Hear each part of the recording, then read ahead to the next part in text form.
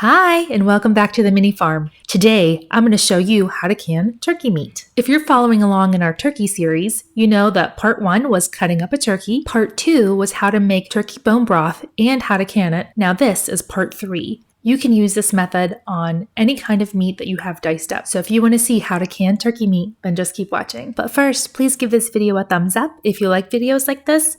And click the subscribe button below if you haven't done so already. If it's already gray, thank you so much for being here. I really love having you here and I enjoy our chats in the comment section. Without further ado, here's how to can delicious turkey meat.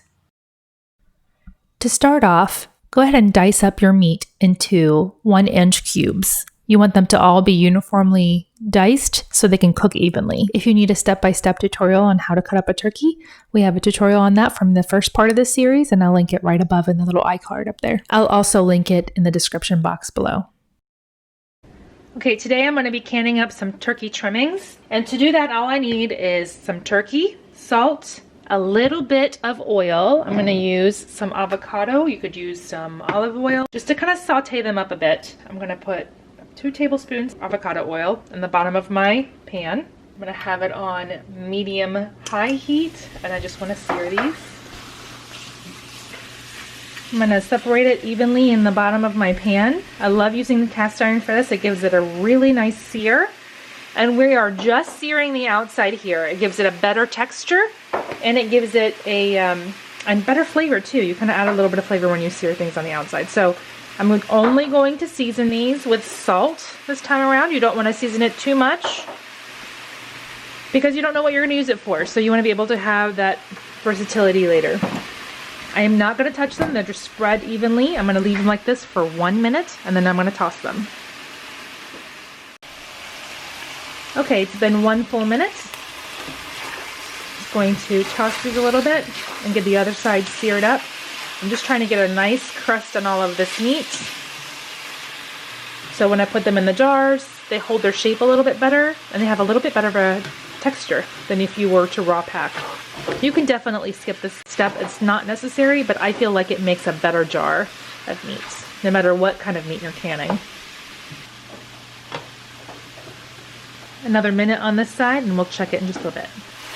It's been another minute. I did turn it up to high. It was on medium high. I went ahead and turned it up to high to get a really good sear. And you can see the sear is a little bit better on this side. And that's it. So I'm going to turn off the heat and push this off the burner. I'm going to let it kind of cool down a bit and then we're going to put it in our jars. That was less than a minute. I have my jars here. So I'm going to fill these with the turkey that we just par cooked. If your canning time is longer than 10 minutes, you don't have to sterilize your jars. Just make sure that they're clean. And ours is going to be longer than 10 minutes for these. So I'm filling them up to this line right here. You can loosely pack them, just jam them down so you can really kind of maintain your headspace there. I'm just going to use the back of my tongue to do this. Okay, and then I'm going to pour some of this juice in these. You can cover them with broth or water. Since they made their own broth a little bit, I'm gonna use a little bit in each jar. Now we're gonna fill up the rest of these jars right to the rim here, right past the neck. That's our little line. I am gonna be working with a full canner, so I'm gonna put other things in there that are also meat times. But for this one, we only made enough for 3. And then I'm gonna take a clean paper towel, wipe the rims really, really well. Now your flats have to be new. So I'm going to put my flats on at this point. Your rings do not have to be new. You can reuse those. You only have to have new flats. You can only really use these once. And then just put on your rings, finger tight. If you don't have a full canner, you're going to have to add in some extra jars with either water or something else that is processed at the same time. We had a couple packs of chicken drumsticks, and chicken on the bone in quarts is the same time as pints of meat. So we went ahead and did those with the pints because they're both 75 minutes. If you want to see how to can chicken on the bone, let me know in the comments below and I can upload that video too. They're amazing. I love having those on hand. To get started, all I've done so far was just plug in the Nesco, and all I have in here is a riser in the bottom. You never want your canning jars to sit on the bottom of your canning pot. This is the same for a stovetop canner or a regular canner. And then I'm going to put my quarts on the outside here. If you use the smallmouth jars in this canner, just make sure they're not directly underneath this little button here. But I'm going to go ahead and do both pints and quarts at the same time. We're going to go ahead and pour 8 cups. This is a change from before. Before it was 4 cups, but we're going to pour 8 cups of water in the bottom. So that's 2 full quarts. Here's the second quart. And this is a hot pack, so I'm using warm water. You want to kind of, whatever the temperature of your jars are, you want to add that temperature of water. So you want to put cold jars in a cold canner with cool water and hot jars in a warm canner with hot water. So now we're going to just close the lid, shift it over to close, and then make sure you are on exhaust. Then you're going to hit high. Start your time. So if you're doing pints, it's 75. Here, I'll do it. Then you hit start. This is going to turn until it builds up enough pressure. Then it's going to give you an E10 symbol. Okay, we just hit E10. That took a solid 10-15 minutes. So sometimes it takes a little while to get up to temperature, especially if you use cool water. We're still in exhaust over here. So now we're going to wait for it to count down to E0 before we flip the knob over to airtight.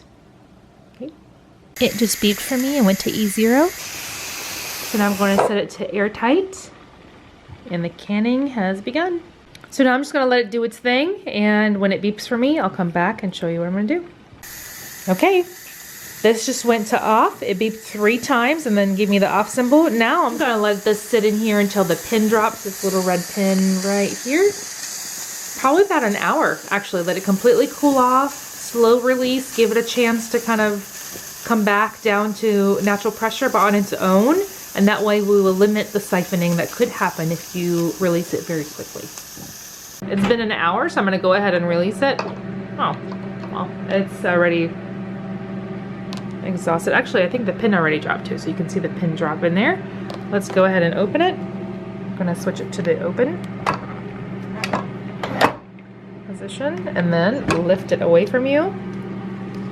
They are still bubbling in there. Look how hot they are. That's so pretty. I love jars that are just out of the canner. So we're going to put a towel down.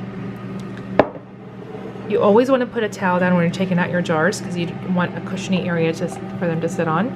And using the rubbery end on the bottom and the hand grips on the top. The hand grips, can you show them the hand grips real quick? The hand grips are the black portion and these are the rubbery grips. This is the part that grips the jars. I think somebody in our group was using them backwards the other day. So just take them off. If you can see, they are still bubbling away, quite hot. Just let them cool all the way down. We're gonna leave them here overnight while we run another batch of canning because we're gonna can some broth now for a different video.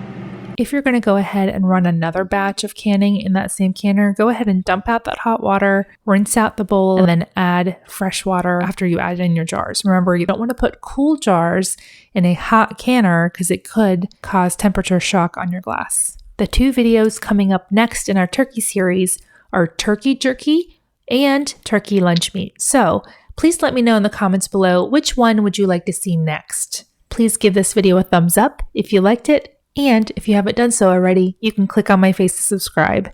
Thanks for watching. See you tomorrow. Bye!